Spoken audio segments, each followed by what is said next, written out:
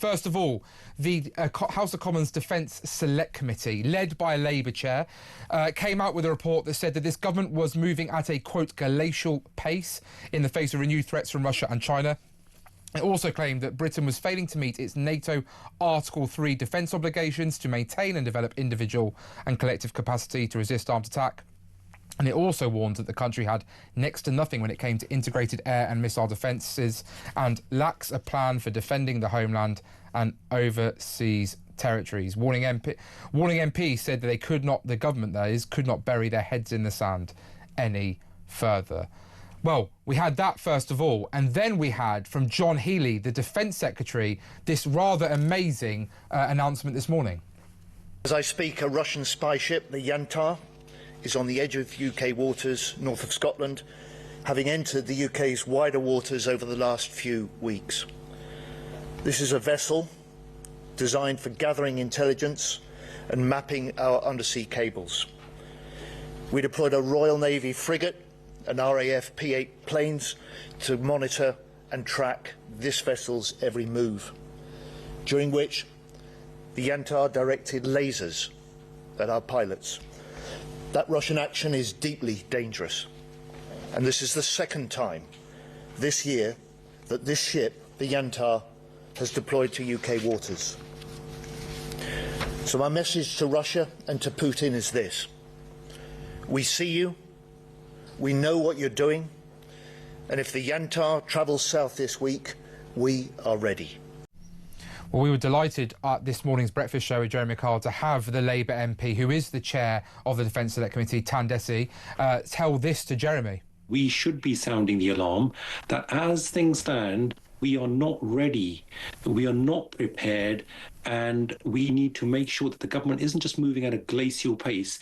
It needs to make sure that it is complying with, for example, the Article 3 of NATO, our obligation to maintain and develop our own capabilities to resist an armed attack.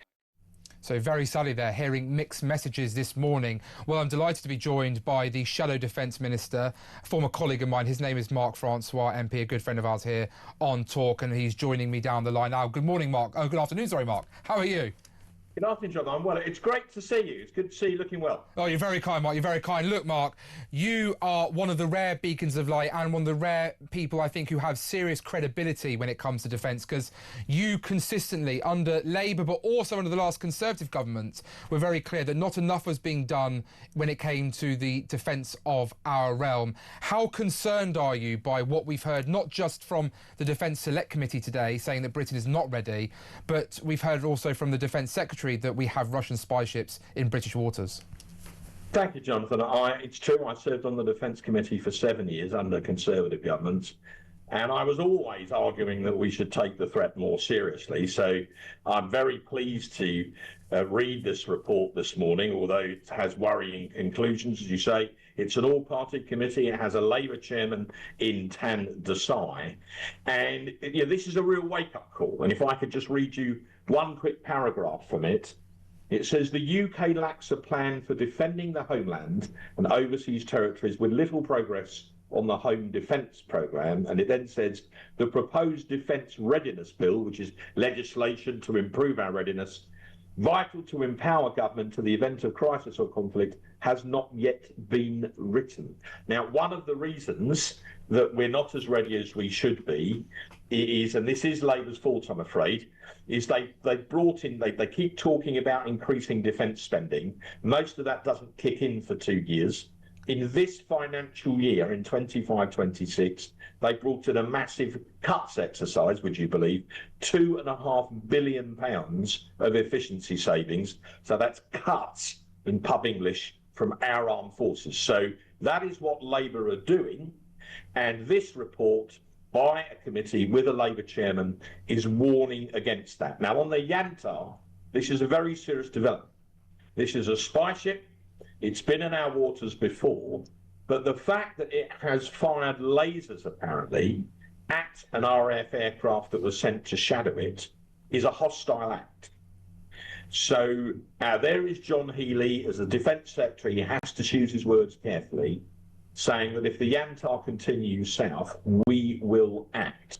Now, he deliberately hasn't told the Russians in advance what that will mean, but I take it to mean we will not allow that ship to carry on doing what it's just been doing. Mark, if there were, God forbid, any further involvement or interaction with this Russian ship, if it continued to act, as you say rightly, in a hostile manner, do you have confidence that the British Armed Forces, that is obviously our Army, Navy and our RAF, are all able to deal with such a threat? You and I both know, particularly you, but I was proud to serve on the Armed Forces Parliamentary Scheme. The brave men and women aren't the problem. It's about whether they've got enough of them, perfectly frank, in their ranks, and of course they've got the necessary equipment that they need. But are you confident that Britain is safe? Well, it's a timely question, because last night we have special forces who are trained to deal with these sorts of situations. But last night in the House of Commons, Labour used their majority to pass the Northern Ireland Troubles Bill, which will allow for the restarting of a conveyor belt of endless investigations and re-investigations against our veterans, particularly those who have served in the special forces. So that's why last week, 8 generals and an Air Chief Marshal, retired, wrote an extraordinary letter to the Times protesting vehemently against this. In their words, not mine, Labour's proposals were a direct threat to national security. Now, it's moved on. The Prime Minister's questions today, David Davis, who the world knows previously served in the SAS, told the House that the SAS Regimental Association are now so concerned about this, they've issued what's called a pre-action letter to the government, telling them that if they proceed with the bill against the advice of the generals, against the advice of the Conservative Party, against the advice of the veterans, they will take legal action. So we could end up with a situation, I'm serious, where the SAS sue the government. I mean, this is... You know, how on earth do we end up in a situation where you've got 9 retired 4-star officers telling the government that they're wrong, but Hilary Benn, who is the equivalent of, Lenin's wise fool, knows more about the armed forces and their morale and the welfare of our veterans than 9 retired generals? And how on earth do we end up in a situation where the Regimental Association of the Special Air Service is threatening to sue the government? You could not make this up. Well, Mark, I'm glad you raised last night's legislation, because for listeners, this might sound a bit techie, but hopefully they'll stick with me here. Obviously, I was a parliamentary private secretary to Brandon Lewis, who was at that time the Northern Ireland Secretary. We, as a Conservative government, which you were part of, or we were all part of, Mark, as Conservative MPs, were introducing that Northern Ireland Legacy Act in order to draw a line in the sand. Now, for listeners' sake, my job was to aid the Secretary of State by engaging with MPs most engaged. You, Mark, were one of them, alongside David Davis. We did an extraordinary amount of meetings back and forth to make sure you were rightly ensuring the detail was right, and that there would definitely never be another British soldier in their latter years dragged to Northern Ireland to face vexatious claims when IRA terrorists were given their letter by Tony Blair, making sure that they were able to walk off scot-free. So I want to thank you again, Mark, and I know it's techie, but it's important that listeners understand it. It matters to me because my own stepmother was involved in part of the peace process and actually had death threats from the IRA, despite being a Republican and despite having a former family member of hers serve as an Irish nationalist member of Parliament. So it just goes to show just how vile the IRA are in who they're willing to target because people wanted to bring about peace. Mark, do you agree with me that what Labour did there, because I know some listeners, this might just seem like a Northern Ireland legislation, like what does it matter? Well, as you rightly said, Labour came in, they ripped up an act that meant that the history of the past could be left in the past and that soldiers can move forward. They greedily got rid of that and now introducing legislation that will see British soldiers ripped back to court. Is this one of the biggest desecrations and disrespects to our armed forces, those who have served and continue to serve? And do you think this will have a really negative impact on future recruitment? And retention, yes, of course it will. And thank you for talking about the role that we played. IDS and in fact Owen Paterson, for the record, were also very involved in those discussions. And we fought for 4 years to get that bill brought in. It was designed to try and draw a line under the Troubles. It was based, in fact, in large part, on the Truth and Reconciliation Commission in South Africa, do you believe? So that legislation, still on the statute book at the moment, protects these veterans from endless reinvestigation. I mean, I once raised with Theresa May when she was Prime Minister, you might have been in the chamber at the time, that they were even going after Chelsea pensions. Yes. I mean, do you remember? A chap called David Griffin, who fortunately in the end they dropped it. But this is the extent to which Republicans were prepared to go. So what Labour are doing is shameful. It's militarily mad. We've even got allies like the United States and the French saying to us, what on earth are you playing at? Your special forces, the SAS, the SBS, the Special Reconnaissance Regiment, are world class. They are on a par with Delta and the Green Berets and the others, and now we're undermining them.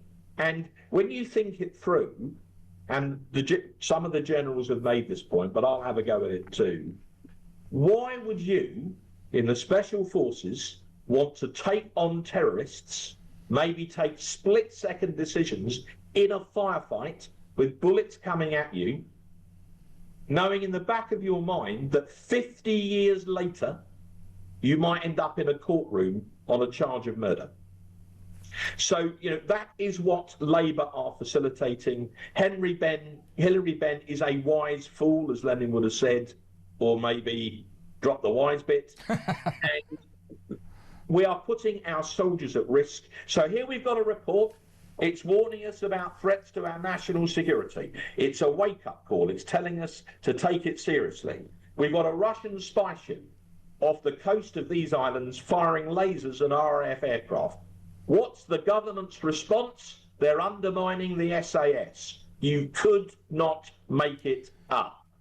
Very powerfully said, Mark, and I want to give you credit again. I don't think people realise just how you and Ian Duncan Smith, as you say, a good friend of ours as well, were working on this, and as you say, Owen Paston too. I remember, Mark, 9 p.m, just after voting, putting me into a side room. I think we left at 10:30 after going through line by line aspects of the bill that Mark still wasn't happy with. I never had so many conversations with lawyers and with Mark Francois in my life, but you know what? It was one of the greatest honours of my life. It was one of the most important pieces of legislation I felt we put down in that last Parliament. I am deeply troubled and saddened to see it so egregiously undermined, because as you, Mark, I live still in Staffordshire, served Stoke-on-Trent. There's a large amount of Staffordshire regiments served in Northern Ireland, and there are a lot of veterans I met who are petrified that someone's going to come knocking on their door in their latter years, some of whom have got serious health conditions, and be threatened with potentially spending the rest of their days in prison, whilst they know the terrorists who came for them will never see a day in prison.